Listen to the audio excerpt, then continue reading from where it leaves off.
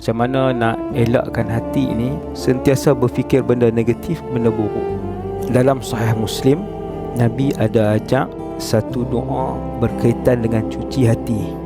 Hadis sahih. Tuan-tuan pegang tangan di sini kan. Yang ni daripada saya lah.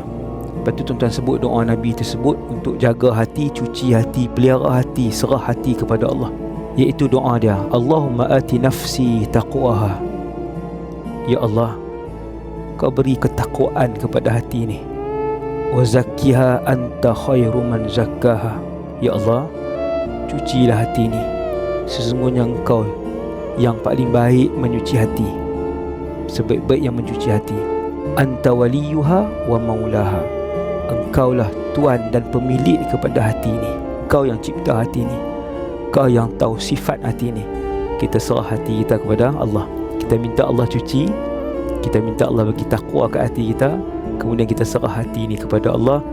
InsyaAllah hati yang penuh dengan ketakwaan dicuci oleh Allah itu akan sentiasa memikirkan perkara yang baik, positif untuk dunia dan akhirat kita. Walhamdulillahirabbil alamin.